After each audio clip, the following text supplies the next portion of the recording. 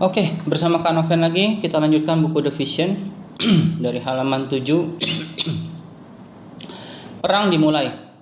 Kemudian saya berpaling dan melihat pasukan Tuhan berada di belakang saya. Ada ribuan prajurit, tetapi tidak bisa dihitung. Hanya sejumlah kecil yang berpakaian lengkap, berbaju zirah, dan memakai ketopong. Tetapi sejumlah besar tidak memakai pelindung.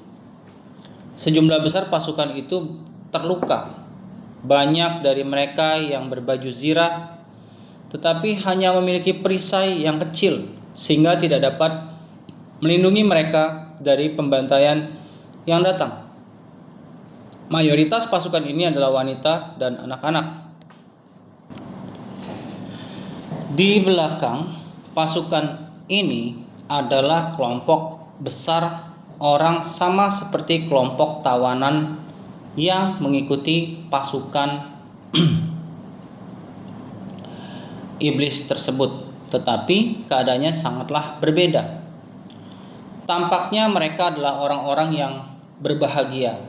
Mereka bermain, bernyanyi, berpesta, dan berjalan dari suatu kemah ke kemah lainnya. Hal ini mengingatkan saya akan keadaan di Woodstock. Saya mencoba berteriak mengatasi suara riuh mereka dan mengingatkan kepada mereka bahwa ini bukanlah saat yang tepat.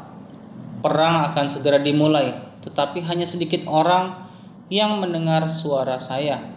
Merekalah yang memberikan tanda damai kepada saya dan berkata bahwa mereka tidak percaya adanya perang. Tuhan tidak akan membiarkan sesuatu yang buruk menimpa mereka. Saya mencoba menjelaskan bahwa Tuhan memberikan pakaian perlengkapan perang dengan satu maksud. Tetapi mereka menjawab dengan ketus. Mereka sudah datang ke tempat yang penuh sukacita dan damai sejahtera, di mana tidak ada sesuatu pun yang akan terjadi pada mereka. Saya mulai berdoa meminta Tuhan menambahkan iman, dalam tanda kutip, perisai. Orang-orang yang memakai baju zirah untuk melindungi mereka yang tidak siap adanya perang. Disinilah yang dikatakan bahwa terlalu naif jika seorang Kristiani berpikir bahwa dalam kekristenan sudah ada damai sehingga kita tidak perlu menghadapi perang. Ya, peperangan rohani itu kita perlu siap dalam menghadapinya. Kan akan lanjutkan. Orang-orang yang memakai baju zirah untuk melindungi mereka yang tidak siap adanya perang. Seorang utusan muncul memberikan sebuah trompet dan menyuruh saya untuk segera meniupnya. Saya segera melakukannya dan orang-orang yang berbaju zirah segera merespon dan memberikan perhatian mereka. Banyak baju zirah yang dibawa dan mereka segera memakainya. Mereka mengamati bahwa orang-orang yang terluka tidak memakai baju zirah di atas luka mereka. Tetapi sebelum saya dapat berbicara sepatah kata pun, panah-panah musuh menghujani kami.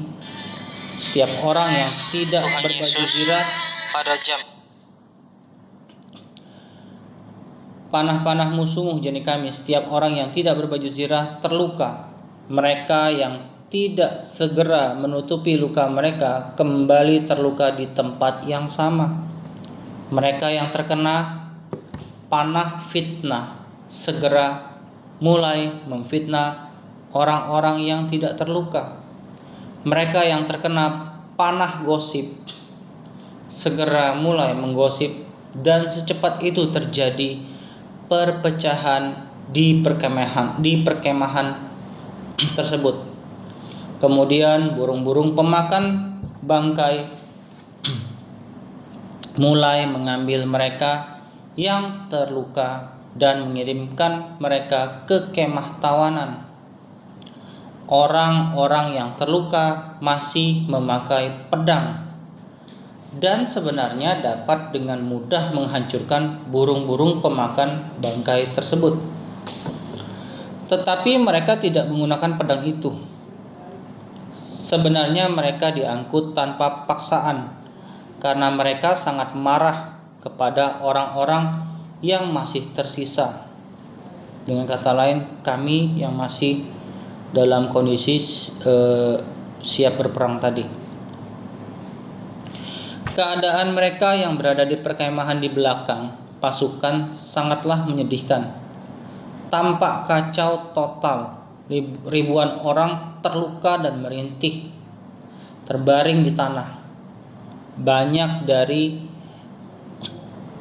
mereka yang tidak terluka hanya duduk diam dan termangu tidak percaya. Mereka yang terluka dan duduk tidak percaya langsung diangkut oleh burung pemakan bangkai.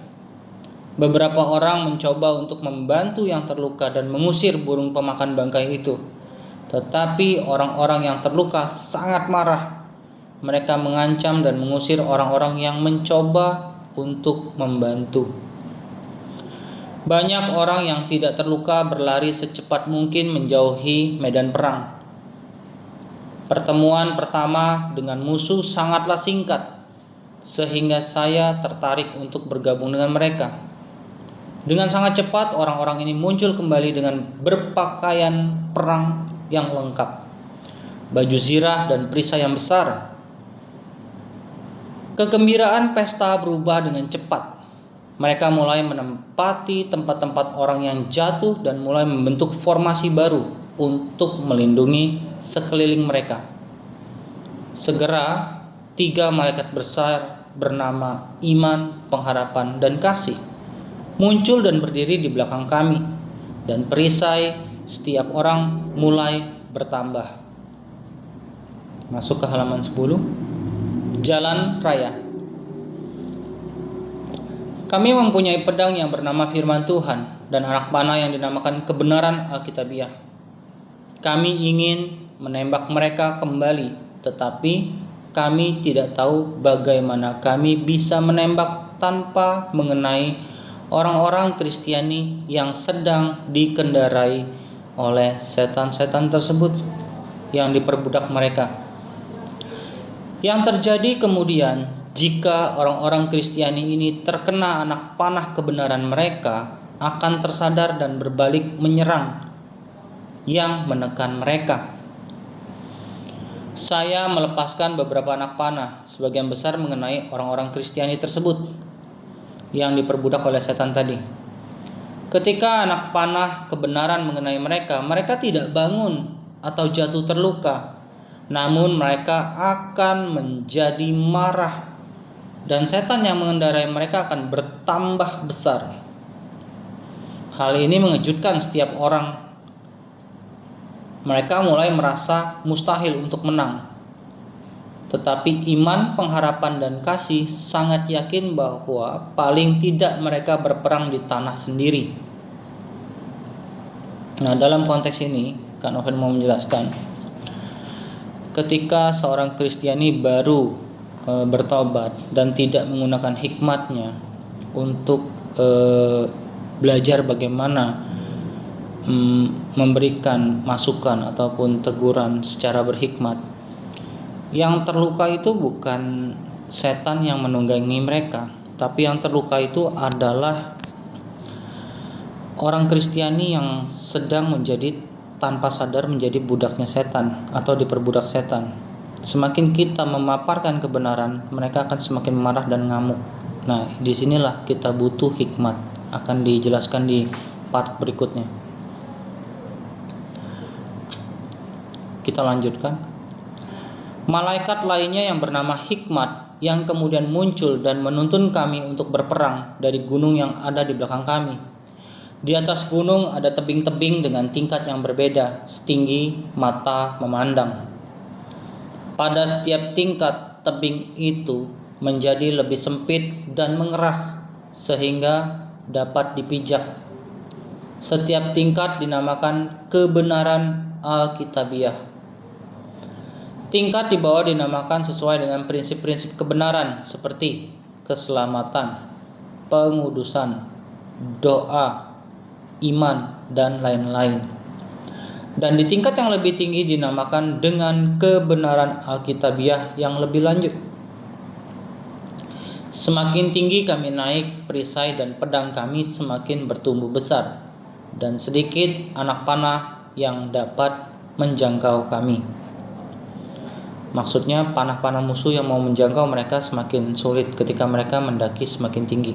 Jadi panah gosip, panah fitnah semakin tinggi kita bersama-sama Tuhan, itu sudah tidak mengganggu hidup kita lagi. Kita bisa cuek aja, ya. Teman tetap harus waspada. Memasuki halaman 10, sebuah kesalahan yang tragis. Beberapa orang yang masih tinggal di tingkat rendah mulai mengambil anak panah dan kembali menembaki musuh. Tetapi ini adalah sebuah kesalahan yang tragis. Setan-setan ini dengan mudah menyerang orang-orang Kristiani kembali. Jika salah satu terkena panah penuduh ataupun fitnah, salah satu setan kepahitan atau kemarahan akan terbang dan bertengger di atas anak panah itu. Kemudian dia akan mulai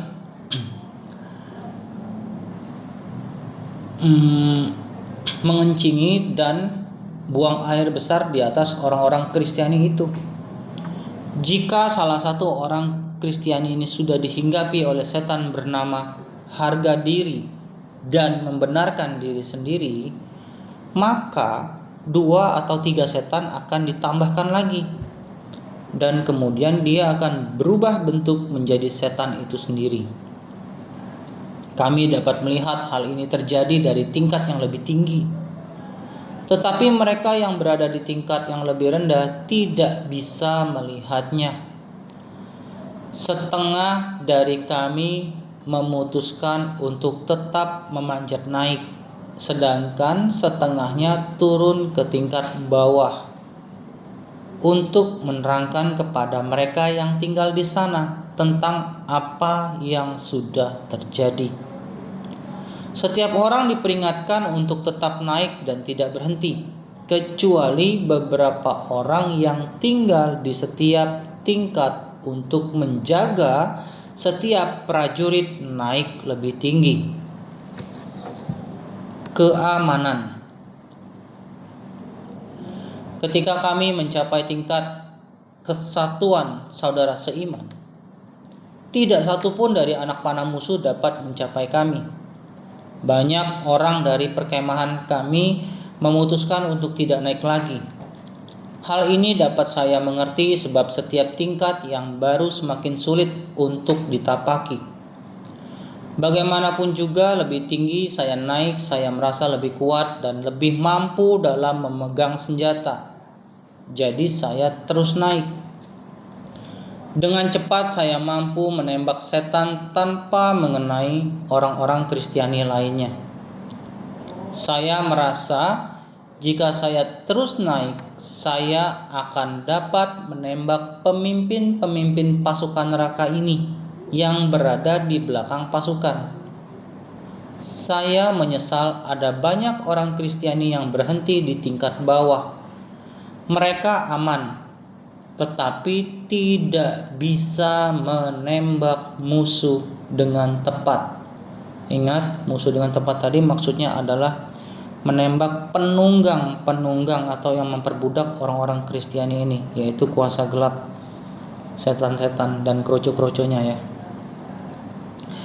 Kekuatan dan karakter orang-orang yang tetap naik semakin bertumbuh dan membuat mereka menjadi pemenang yang setiap orang akan menghancurkan banyak musuh. Pada setiap tingkat ada banyak anak panah yang disediakan. Kebenaran yang berhamburan yang berasal dari orang-orang yang jatuh dari posisinya. Semua anak panah itu dinamakan kebenaran. Beberapa orang enggan untuk mengambil anak panah ini. Tetapi saya tahu bahwa kami memerlukan semuanya itu, sehingga kami dapat menghancurkan pasukan besar yang ada di bawah.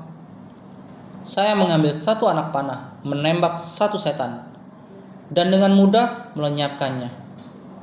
Setelah itu baru orang-orang lain mulai mengambil anak panah itu dan menembakkan ke arah musuh. Serangan kami mulai membuat divisi musuh berkurang. Karena hal ini seluruh pasukan setan terfokus kepada kami. Untuk sesaat, semakin kami mencapai sasaran, semakin kami dilawan. Tugas kami seakan tiada akhir, dan ini menjadi sangat melelahkan. Kita akan masuk dalam firman Tuhan sebagai sauq kami. Kita akan bahas di next chapter. Tuhan Yesus memberkati.